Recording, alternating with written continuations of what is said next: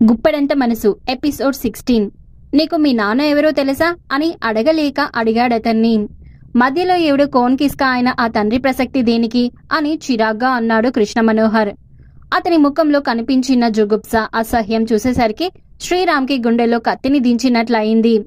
ఇప్పుడు అవసరముంది, అడుగుతున్నాను, మీ నాన్నగారేం చేస్తుంటారు అని అతని నుంచి జవాబు రాబట్టాలన్నట్టుగా రెట్టించాడు శ్రీరామ్. ఆ మోసగడి గురించేది అడగకండి, చచ్చాడో ఉన్నాడో తెలీదు అని కట్టె విరిచినట్లు కటువుగా అన్నాడు కృష్ణ మనోహర్. దాంతో గుర్రున కోపం ముంచుకొచ్చింది శ్రీరామ్కి. కొడుకని తెలియడం వల్ల ఏమనలేకపోతున్నాడు. వేరే వాళ్ళెవరితో అయినా అయితే మరో కోణంలో ఆలోచించేవాడు. అంటే తండ్రి ఎవరో తెలియకుండానే పెరిగావా? అతను ఎవరో మీ అమ్మగారు ఎందుకు చెప్పలేదు అని లోలోన భయపడుతూనే అడిగాడు శ్రీరామ్. అతని ప్రస్తావనే అసహించుకునే అమ్మను బాధ పెట్టలేకనే వివరాలు అడిగేవాణ్ణి కాదు. తండ్రి ఎవరో తెలియని కొడుకుగా ఎన్నెన్నో అవమానాలు ఎదుర్కొంటూ దినదిన గన్నంలా ఆత్మన్యూనతతో బతికాను. లోకులనే కాకుల నుంచి అమ్మను కాపాడడానికి అమ్మకి తోడై భూదేవమ్మ మా అల్లుడు విదేశాల్లో ఉన్నాడని చెబుతూ అందరి నోర్లు మోయించింది. అందుకే అమ్మంటే నాకు అంత ప్రాణం. ఇప్పుడైతే మా స్టేటస్ పొజిషన్ చూసి ప్రశ్నించే సాహసం కానీ ఎగతాళి చేసే ధైర్యం కానీ ఎవరూ చేయడం లేదు. తండ్రి అనే పదాన్నే నెమ్మదిగా మర్చిపోయానలా అని అన్నాడు కృష్ణ మనోహర్. భూదేవమ్మ గారు మీ సొంత అమ్మమ్మ కాదా? మరెవరు అని ఇంకా వివరాలు అక్కడి నుండి రాబట్టాలన్న ఉద్దేశంతో అడిగాడు శ్రీరామ్. ఒంటరిగా చిన్న సూట్ కేస్ పట్టుకుని ఉద్యోగ ప్రయత్నాలు చేస్తున్న మా అమ్మ అదే ప్రయత్నంలో భాగంగా అమ్మమ్మ వాళ్ళ కంపెనీకి వెళ్ళిందట. అమ్మలో పోయిన తన కూతురి పోలికలు కనిపించాయట అమ్మమ్మకి. అందుకే ఆ వాత్సల్యంతో ఆదుకుంది. నీకీ అన్యాయం చేసిన వాడి గురించి చెబితే న్యాయం దక్కేలా చేస్తానని ఎన్నోసార్లు అడిగిందట. నన్ను కాదనుకొని వెళ్లిన ఆ మనిషి ముఖం చూడను. తప్పు సరిదిద్దుకోవడానికైనా తిరిగి నన్ను కలవని ఆ మనిషి నాకు మాత్రం ఎందుకు అందట. అలా అమ్మమ్మ సాయంతో చదివి టీచర్ అయి ఆ తర్వాత హెడ్ మిస్ట్రెస్ అయి మంచి పేరు తెచ్చుకుంది అమ్మ. తండ్రి లేని లోటు తెలియకుండా పెంచింది. అయినా ఇప్పుడు ఆ దుర్మార్గుడి గురించి దేనికి అన్నాడు మనోహర్. ఆ మాటకి భరించలేకపోయాడు శ్రీరామ్. గొంతు పెగుల్చుకొని, ఆ దుర్మార్గుణ్ణి నేనే బాబు, నీకే కాదు దీప్తికి నేనే తండ్రిని, అది నీకు చెల్లెలు బాబు అంటూ ఒక్కసారిగా బోరుమన్నాడు. కదిలి కదిలి ఏడుస్తున్న అతని వంక నిర్భవంగా చూస్తూ ఉండిపోయాడు కృష్ణ మనోహర్. మరి సంగతి దీప్తితో చెబితే సరిపోయేదిగా అని కచ్చాగా అన్నాడు. ఇది నాకై నేను చెప్పేంత మంచి విషయం కాదు కదా. మంచిదో చెడ్డదో నేను మీ కొడుకునని మా అమ్మని మొదటి భార్య అని లోకానికి పరిచయం చేయండి. ఆ తర్వాత ఈ విషయం గురించి ఆలోచించవచ్చు అన్నాడు కృష్ణ మనోహర్ సూటిగా. ఆ మాట వినగానే శ్రీరామ్ ముఖం తెల్లగా పాలిపోయింది. తమ మధ్య ఎలాంటి రహస్యాలు లేవన్న నమ్మకంతో ఉన్న హేమకి ఈ సంగతి తెలిస్తే తనను క్షమిస్తుందా? అసలే ఆడవాళ్ల పట్ల మనుషులందరి పట్ల ఎంతో ప్రేమ గౌరవాలున్న మనిషి. ఏ అన్యాయాన్ని సహించలేని తత్వం ఆమెది. తమ పెళ్లికి ముందే ఓ స్త్రీకి, అందున పెళ్లాడదలుచుకున్న అమ్మాయికి అన్యాయం చేశానని తెలిస్తే అస్సలు క్షమించదు. ఎలాంటి నిర్ణయమైనా తీసుకుంటుంది. ఇక దీప్తి తనను ఐడియల్ పర్సన్ గా గర్వంగా నలుగురికి ఆదర్శంగా చూపించి మురిసిపోతుంటుంది. అలాంటి దానికి విషయం తెలిస్తే ఎంతగా అసహించుకుంటుందో. తను చెప్పలేని నిజం కృష్ణ మనోహర్ ద్వారా తెలిస్తే తనిక అస్సలు తలెత్తుకోలేదు.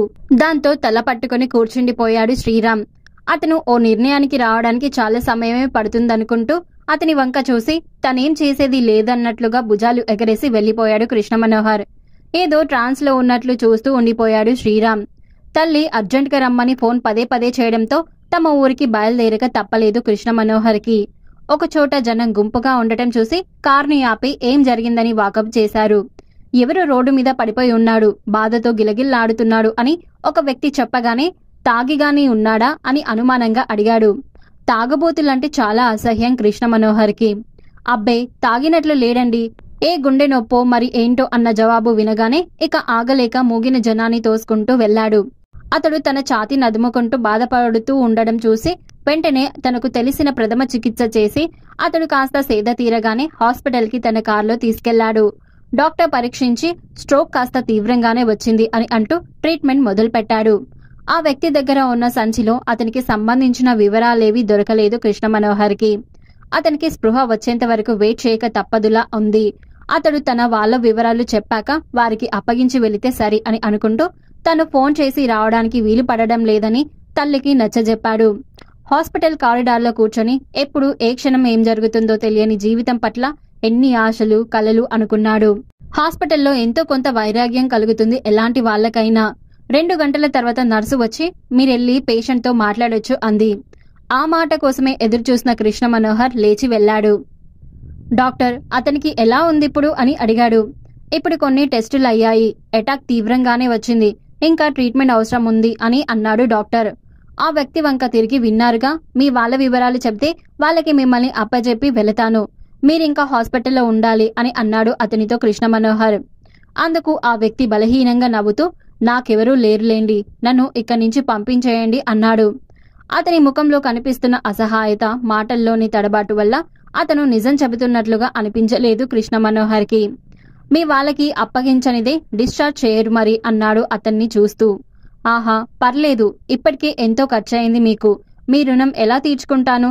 ఏ గవర్నమెంట్ హాస్పిటల్లోనూ చూపించకుంటాలేండి అన్నాడాయన వణుకుతున్న స్వరంతో. దాంతో అతని మనస్థితి, ఆర్థిక పరిస్థితి అర్థమై జాలి ముంచుకొచ్చింది. ఆ దేవుడు లాంటి పేదలకింత ఖరీదైన జబ్బులు ఎందుకిస్తాడో అనుకుంటూ, అక్కడికైనా ఒక్కరు ఎలా వెళ్తారు? మీ వాళ్ళకి మిమ్మల్ని అప్పజెప్పి వెడితేనే నాకు నిశ్చింతగా ఉంటుంది అన్నాడు. అతని మానవత్వానికి మనసులోని జోహార్లు అర్పిస్తూ ఆ వివరాలు చెప్పాడు.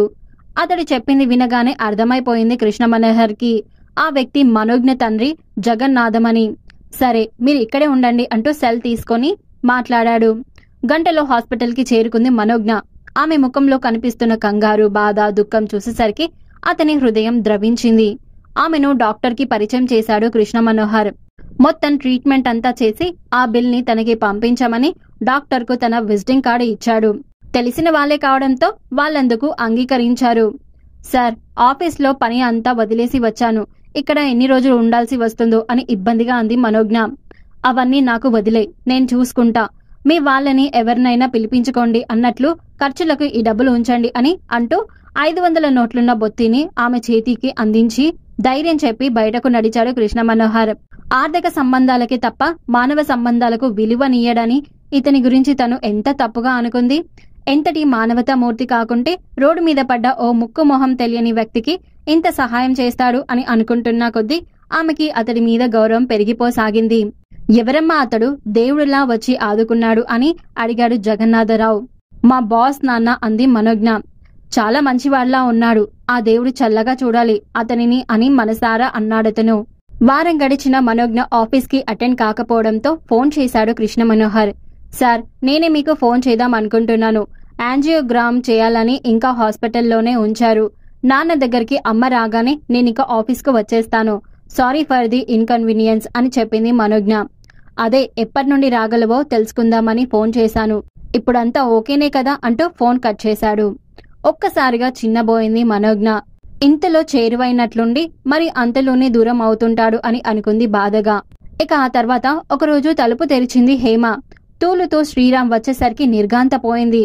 మొదటిసారిగా అతడిని ఇలా చూడడంతో విపరీతమైన బాధ కలిగింది. షూస్ కూడా విప్పకుండా మంచం మీద అడ్డంగా పడిపోయిన అతని వంక చూస్తూ, ఎప్పుడూ లేనిది డ్రింక్ చేయడమేంటి? పార్టీలలో ఎందరు బలవంతం చేసినా, తను కల్పించుకొని చెప్పినా అరపెగ్గు కూడా తాగని మనిషి ఇలా తాగి రావడమేంటి? ఆయన ఈ మధ్య అదోలా ఉంటున్నారు. బిజినెస్ లో ఏమన్నా ప్రాబ్లమ్స్ ఉన్నాయా అంకుల్ అని రాఘవరావు గారిని అడిగితే అలాంటివేవీ లేవన్నారే. మరి ఎందుకిలా నెర్వస్ గా ఉంటున్నారు? నిద్ర కూడా పోవడం లేదు. తనతోనూ అంటి ముట్టనట్టుగా ఉంటున్నారు అని బాధగా అనుకుంది హేమ. ఒంట్లో బాగుండటం లేదా? డాక్టర్ని పిలిపించినా అని పదే పదే అడిగితే అవసరం లేదు, నన్ను విసిగించకు అని అన్నాడు కటువుగా. దాంతో మౌనం వహించాల్సి వచ్చింది. అన్నిటికన్నా వింత ఏమిటంటే దీప్తితోనూ మాట్లాడడం లేదు. దీప్తి పలకరించినా విననట్లే వెళ్లిపోతున్నారు. అప్పుడప్పుడు మాత్రం దీప్తి నిద్రపోయాక దాని ముఖం చూస్తూ కూర్చుంటున్నారు. దేనికి ఇలా చేస్తున్నారు? దీప్తి పెళ్లి చేసుకుని వెళ్లిపోతే తనకి దూరం అయిపోతుందన్నా? అంతే అయి ఉంటుంది. కాని ఇది లోక సహజమే కదా. వచ్చే అల్లుడిని ఇల్లరికం తెచ్చుకొని బిజినెస్ అంతా అప్పచెప్పేస్తాను అన్నారు కదా. అది ఇప్పుడు జరుగుతుందనా? ఇన్నాళ్ళు కష్టపడి నిర్మించుకున్న ఈ మహాసామ్రాజ్యం తన చేతి నుంచి జారిపోతుందన్న బాధ అని అనుకోవడానికి వీల్లేదు. ఎందుకంటే ఆయనకి ఆస్తుపాస్తుల కన్నా దీప్తి అంటేనే ప్రాణం కదా. ఏ విషయాన్ని అయినా తనతో షేర్ చేసుకునే మనిషి తనలో తనే కుమిలిపోతున్నారేంటి? దీప్తితోనూ అలాగే ఉంటున్నారు. దీప్తి ఈ విషయాన్నంతా సీరియస్ గా తీసుకోవడం లేదు. ఏదో జరగబోతుందన్న అనుమానం భయపడుతుంది. ఆ జరగబోయే పరిణామం మంచిదో చెడ్డదో పలు రకాల ఆలోచనలతో హేమ ఉక్కిరి బిక్కిరి కాసాగింది. అలా వారం భారంగా గడిచింది. ఏదో ఒకసారి తాగాడులే అనుకుంటే అది మళ్ళీ మళ్ళీ రిపీట్ కావడం హేమను అతలాకుతలం చేయసాగింది. దీప్తితో ఆ విషయమే అంటే నాన్నకి మంచిదో చెడేదో తెలీదా, ఆయన చెప్పేంత వరకు మనం డిస్టర్బ్ చేయకుండా ఉంటే సరి అని నచ్చజెప్పింది తల్లికి. తాగొచ్చినప్పుడు కాకుండా వీలు చూసుకొని నిలదీద్దాం అనుకుంది, కానీ పని వాళ్ళ ముందు సీన్ క్రియేట్ కావడం ఇష్టం లేక మౌనం వహించసాగిందామే. మరి ఆ తర్వాత ఏం జరుగుతుందో తెలుసుకోవాలంటే నెక్స్ట్ ఎపిసోడ్ వినాల్సిందే. మీరేమైనా గెస్ట్ చేస్తే కామెంట్ బాక్స్ లో కామెంట్ చేయండి. అలాగే ఈ వీడియో నచ్చితే లైక్ చేసి షేర్ చేసి సబ్స్క్రైబ్ చేసుకోవడం మర్చిపోకండి.